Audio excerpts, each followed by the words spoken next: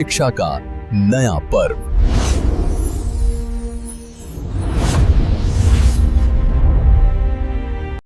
जय छत्तीसगढ़, जय जवाहर संगवारी हो। स्वागत है आप सबका नौ पर्व एकेडमी में। जैसा कि आप सबको पता है, हम सीजीजीएस का प्रैक्टिस सेट सीरीज लेकर के आए हैं। ये हमारा 5वां प्रैक्टिस सेट है, जो हमारे आगामी एग्जाम मंडी उप निरीक्षक, परिवहन आरक्षक, शिक्षक भर्ती और सीजीपीएससी व्यापम जैसे एग्जामों के लिए बहुत इंपॉर्टेंट है। यदि आप इनमें से किसी भी एग्जाम की तैयारी करते हैं तो ये जो सीजीजीएस का प्रैक्टिस सेट है वो आपके लिए बहुत इंपॉर्टेंट है, क्योंकि इसमें हमने सीजीपीएससी और व्यापम का जो नया पैटर्न है उसको ध्यान में रखते हुए प्रश्नों को डिजाइन किया है। जिस तरह के पीएससी और व्यापम प्रश्न पूछता है, कथन कारण वाले प्रश्न, कूट वाले प्रश्न, अरेंज करने वाले प्रश्न, ऐसे ही प्रश्न इसमें हमने डिजाइन किए हैं। तो ये जो वीडियो है वो आप सभी के लिए बहुत इंपॉर्टेंट होने वाला है। तो चलिए बिना किसी देरी के आज का जो हमारा वीडियो है वो हम स्टार्ट करते हैं। ध्यान रखेंगे, ये हमारा 5वां प्रैक्टिस सेट है। इससे पहले हमने 4 प्रैक्टिस सेट ऑलरेडी सॉल्व कर लिया है, जिसमें हमने 100 तक के प्रश्नों को सॉल्व कर लिया है। आज का जो वीडियो है वो हम 101वें प्रश्न से स्टार्ट करेंगे। अगर आपने पिछले वीडियोस नहीं देखे हैं तो डिस्क्रिप्शन बॉक्स में आपको लिंक मिल जाएगा, जहां से जाकर के आप सारे वीडियो को आसानी से देख सकते हैं, या फिर आप मेरे चैनल पर विजिट करेंगे, वहां आपको सारे वीडियोस की प्लेलिस्ट मिल जाएंगी, जहां से जाकर के आप सारे वीडियो को आसानी से देख सकते हैं। सारे जो वीडियो है वो बहुत इंपॉर्टेंट है, जा करके एक बार ज़रूर देख लेना वीडियो सारी। तो हमारा लास्ट जो क्वेश्चन दिया गया था वो था हमारा लेमरू प्रसिद्ध है। तो लेमरू हाथियों के लिए प्रसिद्ध है, ऑप्शन नंबर डी हमारा करेक्ट आंसर है। आज का वीडियो हम स्टार्ट करते हैं 101वें प्रश्न से। चलिए, पहला प्रश्न हमें दिया गया है, छत्तीसगढ़ राज्य में वन की स्थिति के संबंध में सही नहीं है। क्या बोला जा रहा है? क्वेश्चन ध्यान से पढ़ना। सही नहीं है पूछा जा रहा है। पहला जो पॉइंट दिया गया है, आरक्षित वन 16.65% है। दूसरा दिया गया है संरक्षित वन 40.22% है। तीसरा दिया गया है अवर्गीकृत वन 43.13% है। और डी में दिया गया है कुल क्षेत्रफल का 44% वन क्षेत्रफल है। क्या हो जाएगा करेक्ट आंसर? बारी बारी से सबको देखते हैं। सबसे पहले नंबर पे दिया गया है आरक्षित वन का जो क्षेत्रफल है 16.65% दिया गया है, जो कि एकदम गलत है। ठीक है, क्योंकि आरक्षित वन का जो क्षेत्रफल है वो आपको देखने को मिलेगा 43.13%। ये हमारा आरक्षित वन है। ठीक है, आरक्षित वन का प्रतिशत 43.13। अब बात करते हैं संरक्षित वन की। तो संरक्षित वन जो इसमें दिया गया है वो करेक्ट है। संरक्षित वन इतना ही है 40.22%। ठीक है, संरक्षित वन 40.22% है, जो कि एकदम करेक्ट दिया गया है। अब सी में देखते हैं। सी में हमें देखने को मिल रहा है अवर्गीकृत वन। अवर्गीकृत वन इसमें दिया गया है 43.13%, जो कि गलत है। जबकि अवर्गीकृत वन की मैं बात करूं तो अवर्गीकृत वन आपको देखने को मिलेगा 16.65%। ठीक है, ये अवर्गीकृत वन है। और डी में दिया गया है कुल क्षेत्रफल का 44% वन क्षेत्रफल है। ये जो पॉइंट दिया गया है वो करेक्ट है। और हमें इसमें क्वेश्चन में बताना था जो सही नहीं है। तो इसमें पहला और जो तीसरा है, ठीक है, ए नंबर का और सी नंबर का इनकरेक्ट है, इसलिए ऑप्शन नंबर जो बी है वो हमारा करेक्ट आंसर हो जाएगा। बी और सी ही हमारा इसमें गलत था, बाकी ए और जो डी दिया गया है वो करेक्ट है। ठीक है, चलिए क्या इसमें गलत था वो एक बार देख लेंगे। पहला गलत था। ठीक है, आरक्षित वन इसमें जो दिया गया है वो इनकरेक्ट है, जबकि आरक्षित वन 43.13% है। ठीक है, और सी नंबर का गलत था। सी नंबर में जो दिया गया है 43.13 अवर्गीकृत के बारे में, जो कि गलत है, जबकि अवर्गीकृत वन है 16.65%। ठीक है, ऑप्शन नंबर बी इसमें करेक्ट आंसर है। चलिए आगे बढ़ते हैं। नेक्स्ट हमें क्वेश्चन दिया गया है, कथन पर प्रश्न दिया गया है, सही विकल्प हमें चुनना है। पहला कथन जो दिया गया है वो है छत्तीसगढ़ राज्य का वन क्षेत्रफल 58,820.78 वर्ग किलोमीटर है। दूसरा दिया गया है छत्तीसगढ़ वन क्षेत्रफल की दृष्टि से देश में 5वें स्थान पर है।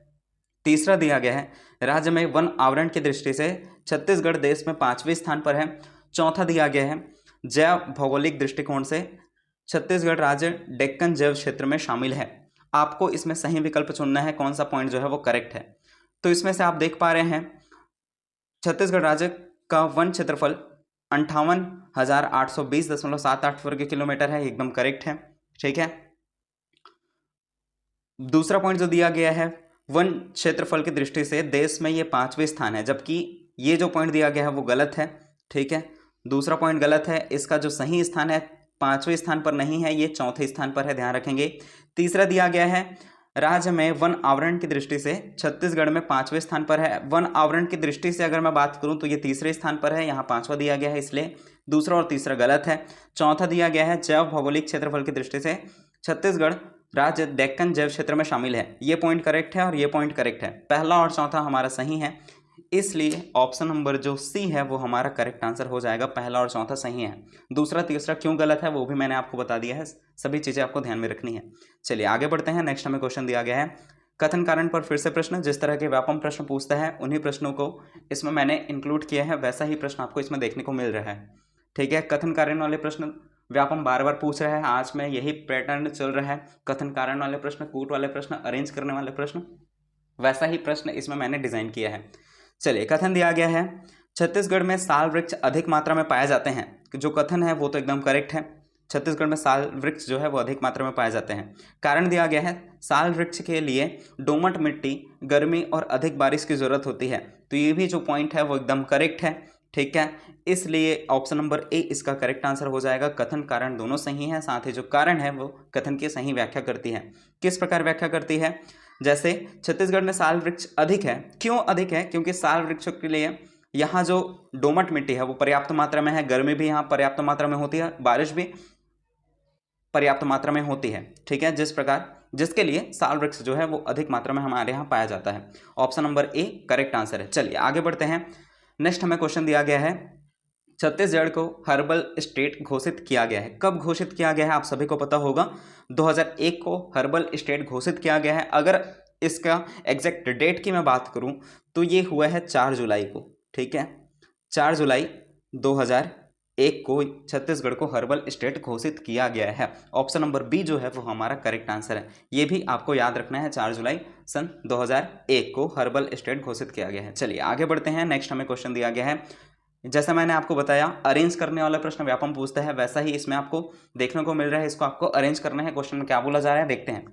यदि एक व्यक्ति छत्तीसगढ़ की सर्वोच्च उत्तरी अक्षांश रेखा से दक्षिण की ओर बढ़ना आरंभ करता है तो उसे क्रमानुसार कौन से वन्य अभ्यारण्य मिलेंगे? क्या बोला जा रहा है, क्वेश्चन ध्यान से पढ़ना। एक व्यक्ति जो है, ठीक है, वो छत्तीसगढ़ के सर्वोच्च शिखर, छत्तीसगढ़ का जो सर्वोच्च शिखर है वह उत्तरी अक्षांश, ठीक है, छत्तीसगढ़ का जो सर्वोच्च उत्तरी अक्षांश रेखा है यहाँ वाला, ठीक है, ये मान लो छत्तीसगढ़ है तो यहाँ का सबसे ऊपर का जो अक्षांश रेखा है वहाँ से व्यक्ति जो है दक्षिण की ओर आता है। ठीक है, दक्षिण की ओर बढ़ना आरंभ करता है, यहाँ से वो दक्षिण की ओर आ रहा है तो उसको क्रम में कौन कौन से अभ्यारण्य मिलेंगे ये आपको अरेंज करना है। ठीक है, चलिए अरेंज करते हैं। सबसे पहले आपको कौन सा देखने को मिलेगा, तो सबसे ऊपर में इस ऑप्शन के अकॉर्डिंग सबसे पहले नंबर पर मिलेगा आपको तमोर पिंगला, जो कि कहाँ पड़ता है? ये पड़ता है सूरजपुर जिले में। ठीक है, तो सूरजपुर जिला यानी कि छत्तीसगढ़ का सबसे सर्वोच्चतम ऊपर वाला स्थान जो है, अक्षांश रेखा की बात करूं तो सबसे टॉप में, जैसे ये हमारा छत्तीसगढ़ है, ये उच्चतम उत्तरी अक्षांश रेखा है, अब वहां से वो नीचे आ रहा है तो सबसे पहले आपको यहाँ पे देखने को मिलेगा सूरजपुर में तमोर पिंगला, यानी कि एल सबसे पहले नंबर पे आ जाएगा। ठीक है, अब एल के अकॉर्डिंग हम देखते हैं कि ऑप्शन में कहाँ कहाँ सबसे पहले नंबर में एल दिया गया है। आप देखेंगे केवल और केवल ऑप्शन नंबर बी में एल देखने को मिल रहा है, इसलिए ऑप्शन नंबर बी को हम करेक्ट करेंगे। ठीक है, और कहीं एल पहले नंबर पर दिया नहीं गया है, इसलिए इस तरह से आप अपना टाइम बचा सकते हैं। एक आंसर आपको पता है और उसके बाद आपको ऑप्शन देखना है। ठीक है, ऑप्शन में अगर मिल गया केवल एक, जैसे यहाँ पे एल पहले नंबर पर ही एक ही जगह में था ऑप्शन नंबर बी में, इसलिए ऑप्शन नंबर बी को हम करेक्ट करके आगे चलेंगे। बाकी का भी हम सॉल्व कर लेते हैं। सबसे पहले नंबर पर हमें मिलेगा तमोर पिंगला, जो कि सूरजपुर जिले में पड़ता है। उसके बाद मैं बात करूं तो उसके बाद आपको देखने को मिलेगा अचानक मार। ठीक है, अचानक मार कहाँ है? तो ये आपको मुंगेली में मिलेगा। ठीक है, अचानक मार मुंगेली में। तो एल के बाद आ जाएगा जे। ठीक है, एल के बाद आ गया जे। उसके बाद एम यानी कि सीता नदी देखने को मिलेगा। सीता नदी आपको देखने को मिलेगा गरियाबंद जिले में।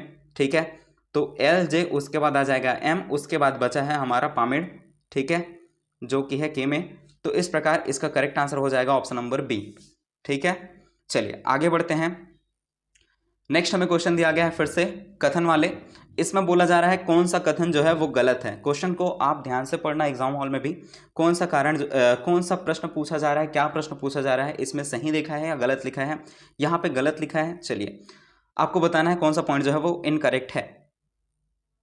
पहला दिया गया है भैरमगढ़ और पामेड़ वन्य जीव अभ्यारण्य जंगली भैंसों का अभ्यारण्य है। दूसरा दिया गया है भैरमगढ़ वन्य जीव अभ्यारण्य की स्थापना वर्ष 1984 में हुई थी। तीसरा दिया गया है भैरमगढ़ वन्य जीव अभ्यारण्य 143 वर्ग किलोमीटर क्षेत्र में फैला हुआ है। चौथा दिया गया है भैरमगढ़ वन्य जीव अभ्यारण्य सुकमा जिले में स्थित है। क्या हो जाएगा इसका करेक्ट आंसर? जल्दी से अपना जो आंसर है वो करेक्ट करेंगे। तो इसमें आपको देखने को मिलेगा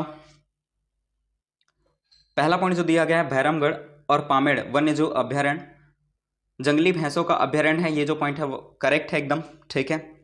दूसरा देखते हैं भैरमगढ़ वन्य जीव अभ्यारण्य की स्थापना वर्ष 1984 में हुई है, ये पॉइंट एकदम इनकरेक्ट है, गलत है, क्योंकि इसकी जो स्थापना हुई है वो 1983 में हुई है, ठीक है, 1984 में नहीं हुई है। उसके बाद देखते हैं भैरमगढ़ वन्य जीव अभ्यारण्य 143 वर्ग किलोमीटर है, ये करेक्ट है। चौथा देखते हैं भैरमगढ़ वन्य जीव अभ्यारण्य सुकमा जिले में दिया गया है, जो कि इनकरेक्ट है, ठीक है, क्योंकि ये सुकमा जिले में नहीं है, ये आपको देखने को मिलेगा बीजापुर जिले में, ठीक है। ये कहाँ मिलेगा आपको? बीजापुर में मिलेगा। तो इसमें हमें गलत कथन बताना था, तो दूसरा और जो चौथा है वो हमारा गलत है, इसलिए हम ऑप्शन नंबर डी में चलेंगे। ऑप्शन नंबर डी जो दिया गया है केवल 2 और 4 गलत है, ये हमारा करेक्ट आंसर हो जाएगा। चलिए आगे बढ़ते हैं। नेक्स्ट हमें क्वेश्चन दिया गया है, क्वेश्चन में दिया गया है उत्तर प्रदेश का गोविंद वल्लभ पंत सागर निम्नलिखित में से किस वन्य जीव अभ्यारण्य से गुजरता है? उत्तर प्रदेश की बात हो रही है। उत्तर प्रदेश का जो गोविंद वल्लभ पंत सागर जो है वो निम्नलिखित में से किस वन्य जीव अभ्यारण्य से गुजरता है, ये आपको बताना है। जल्दी से अपना जो आंसर है वो कमेंट करेंगे। आप भी अपना आंसर कमेंट करते हुए चलेंगे, जिससे आपको चीज़ें जो है वो याद होती चले। ध्यान रखेंगे इसका PDF आपको फ्री ऑफ कॉस्ट मिल जाएगा, ठीक है। नीचे टेलीग्राम ग्रुप का लिंक दिया होगा, वहां से जाकर के आप ग्रुप को ज्वाइन कर लीजिए, सारे PDF आपको फ्री ऑफ कॉस्ट मिल जाएंगे वहां पर। चलिए इसका जो करेक्ट आंसर हो जाएगा वो हो जाएगा option number D, Tamor Pingala वन्यजीव अभ्यारण्य। जो उत्तर प्रदेश का गोविंद वल्लभ सागर पंत है वो तमोर पिंगला वन्यजीव अभ्यारण्य से होकर के गुजरता है। ये ऑप्शन नंबर डी हमारा करेक्ट आंसर हो जाएगा। आई होप कि वीडियो आपको अच्छा लग रहा होगा। अगर वीडियो आपको अच्छा लग रहा है तो वीडियो को लाइक कर देना, कमेंट करके ज़रूर बताना वीडियो आपको कैसा लग रहा है। साथ ही साथ इस चैनल को सब्सक्राइब कर लीजिए ऐसी ही और वीडियो पाने के लिए। चलिए आगे बढ़ते हैं। नेक्स्ट हमें क्वेश्चन दिया गया है छत्तीसगढ़ का नवीनतम बाघ अभ्यारण्य कौन सा है, ये आपको बताना है। आप सबको पता होगा कि छत्तीसगढ़ में 4 जो है टाइगर रिजर्व हैं, ठीक है, जिसमें से इंद्रावती है, अचानकमार है, उदयंती है, साथ ही साथ गुरु घासीदास तमोर पिंगला है। ये सभी चीज़ें आप सबको पता है। अब आपको इनमें नवीनतम कौन सा है यह आपको बताना है। तो नवीनतम जो है वो आपको देखने को मिलेगा गुरु घासीदास तमोर पिंगला बाघ अभ्यारण्य। ऑप्शन नंबर डी जो है वो हमारा करेक्ट आंसर हो जाएगा। चलिए आगे बढ़ते हैं। नेक्स्ट हमें क्वेश्चन दिया गया है, क्या बोला जा रहा है, छत्तीसगढ़ के निम्न अभ्यारण्य को उनके प्रमुख जिले के आधार पर उत्तर से दक्षिण की ओर क्रमबद्ध करना है, ठीक है। क्या करना है आपको? उत्तर से, ठीक है, उत्तर से दक्षिण की ओर क्रमबद्ध अरेंज करना है, ठीक है, ये आपको अरेंज करना है उत्तर की ओर। तो सबसे पहले कौन सा आपको मिलेगा उत्तर में? तो सबसे पहले उत्तर में आपको देखने को मिलेगा तमोर पिंगला, ठीक है, यानी कि सबसे पहले नंबर पर आ जाएगा ए तमोर पिंगला। उसके बाद आपको देखने को मिलेगा अचानकमार।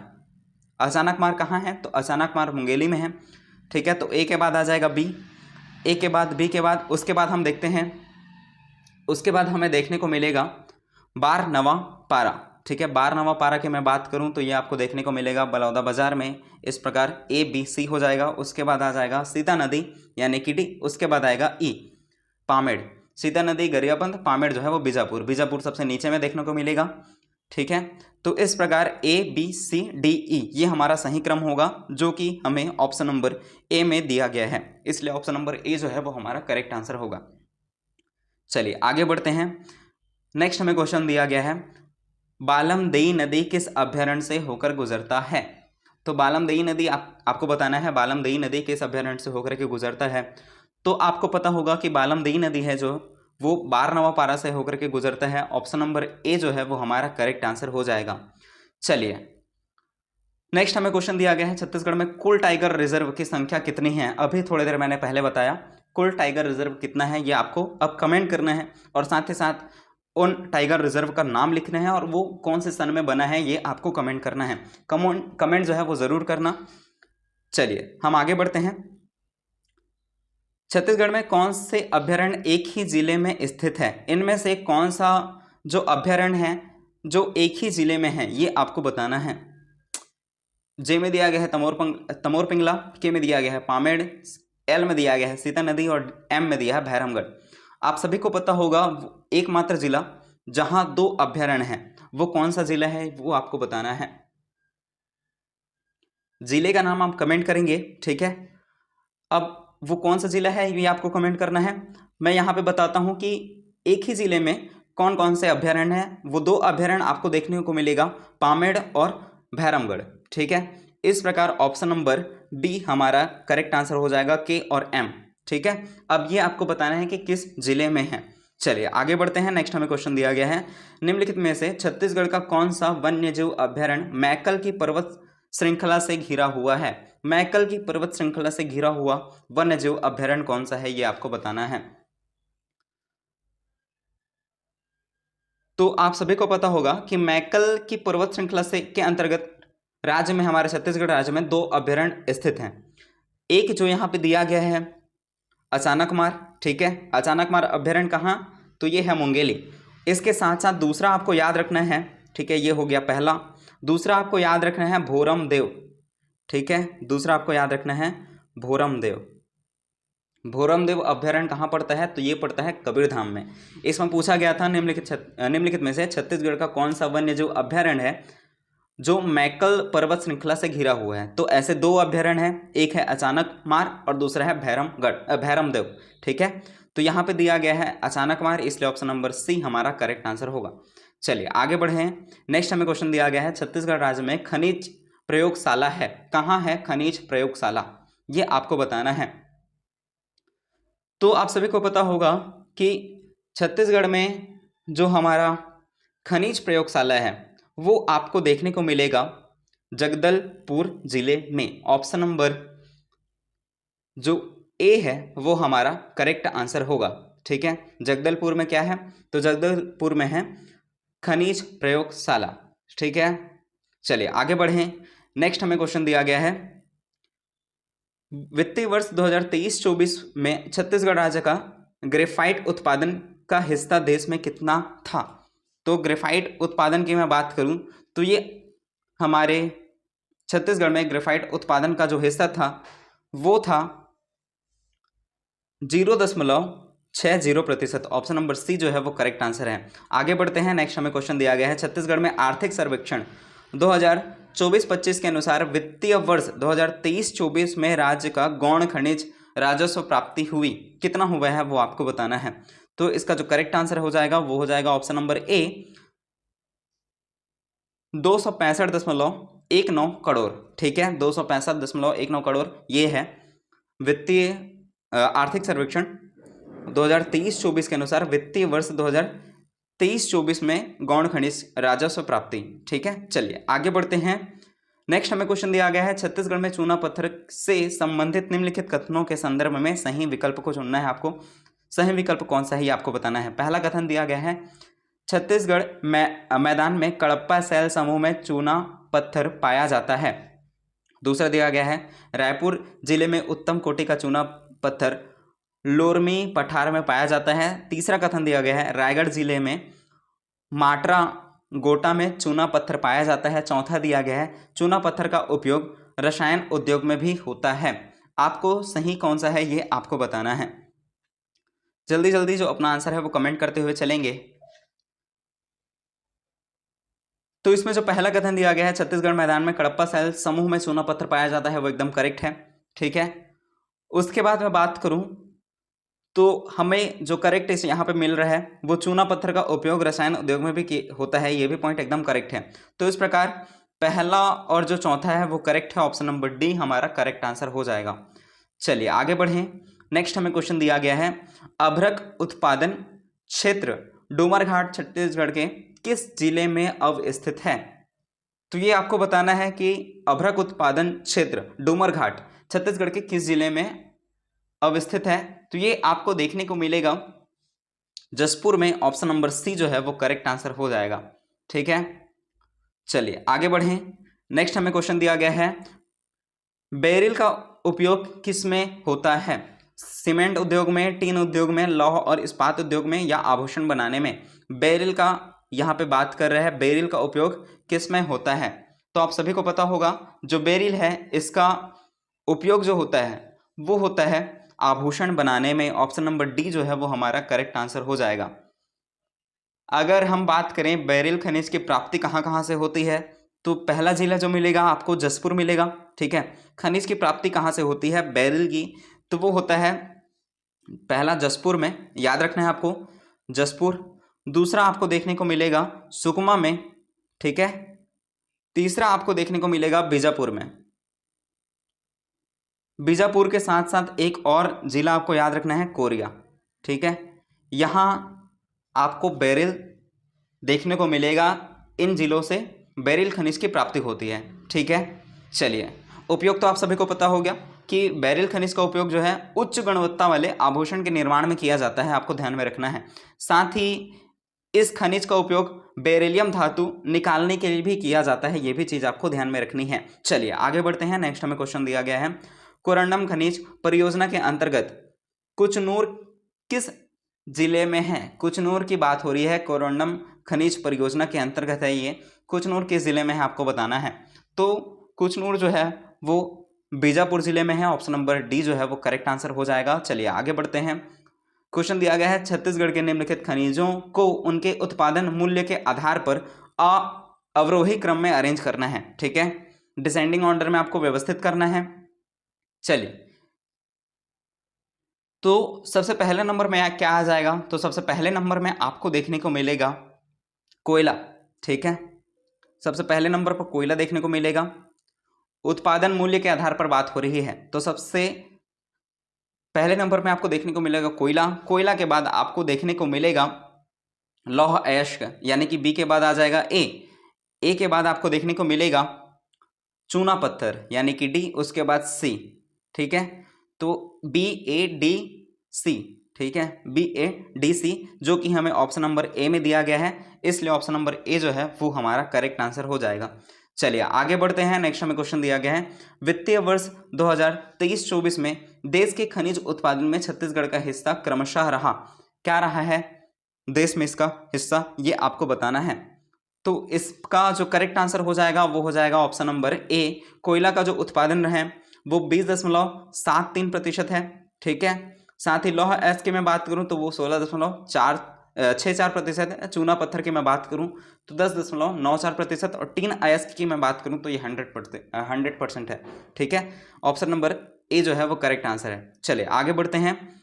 नेक्स्ट हमें क्वेश्चन दिया गया है, निम्न कथनों पर विचार करें और सही सुमेलित विकल्प का निशान लगाएं। ठीक है, पहला जो कथन दिया गया है, दंतेवाड़ा राज्य का सबसे ज्यादा खनिज राजस्व देने वाला जिला है। जो दंतेवाड़ा है वो हमारे छत्तीसगढ़ राज्य का सबसे ज्यादा खनिज राजस्व देने वाला जिला है। दूसरा जो दिया गया है, कोरबा जिले के कटघोरा में देश के पहले लिथियम खदान के लिए नीलामी की गई है। तीसरा दिया गया है, छत्तीसगढ़ में BNC यानी कि बंगाल नागपुर कॉटन मिल रायगढ़ जिले में स्थित है। चौथा दिया गया है, संयुक्त राष्ट्र ने वर्ष 2025 को अंतर्राष्ट्रीय सहकारिता वर्ष के रूप में घोषित किया है। आपको सही जो है वो बताना है, क्या क्या पॉइंट इसमें करेक्ट है। तो इसमें आपको देखने को मिल रहा है, दंतेवाड़ा राज्य का सबसे ज्यादा खनिज राजस्व देने वाला जिला है, वो पॉइंट एकदम करेक्ट है। ठीक है, फिर आता है दूसरा कथन, कोरबा जिले के कटघोरा में देश के पहले लिथियम खदान के लिए नीलामी की गई है, ये भी पॉइंट एकदम करेक्ट है। तीसरा जो दिया गया है, छत्तीसगढ़ में BNC यानी कि बंगाल नागपुर कॉटन मिल रायगढ़ जिले में स्थित है, ये जो पॉइंट है वो गलत है, क्योंकि ये जो बंगाल नागपुर कॉटन मिल है वो रायगढ़ में नहीं है, राजनांदगांव में है। ठीक है, राजनांदगांव जिले में स्थित है। तीसरा पॉइंट इनकरेक्ट है। चौथा देखते हैं, संयुक्त राष्ट्र ने वर्ष 2025 को अंतर्राष्ट्रीय सहकारिता वर्ष के रूप में घोषित किया है। यह भी पॉइंट एकदम करेक्ट है, इसलिए हमारा करेक्ट आंसर हो जाएगा ऑप्शन नंबर सी। 1, 2 और 4 जो है वो सही है। सी। तीसरा पॉइंट क्यों गलत है वो भी मैंने आपको बताया है। चलिए आगे बढ़ें। क्या बोला जा रहा है इसमें, कार्बन के प्रतिशत के आधार पर कोयले के प्रकारों को आरोही क्रम में अरेंज करना है। ठीक है, कार्बन का प्रतिशत कितना रहता है कोयले में, उसके अनुसार आपको आरोही क्रम में बताना है। चलिए, तो सबसे पहले नंबर पर क्या आ जाएगा, सबसे पहले नंबर पर आपको देखने को मिलेगा पीठ। ठीक है, पीठ में सबसे कम होता है। आरोही क्रम मतलब समझ रहे हैं ना आप, आरोही क्रम मतलब बढ़ता हुआ क्रम, ये आपको बताना है। आरोही मतलब बढ़ता, अवरोही की मैं बात करूं तो वो घटता हो जाता है। यहाँ पे आरोही क्रम की बात हो रही है, तो सबसे कम पहले आएगा और सबसे ज़्यादा जो है वो लास्ट में आएगा। तो सबसे कम कार्बन जो होता है वो पीठ में होता है, इसलिए चौथा नंबर जो है पहले नंबर में आएगा। ठीक है, चौथे के बाद पीठ की बाद में बात करूं तो वो आ जाएगा लिग्नाइट। ठीक है, यानी कि दूसरा।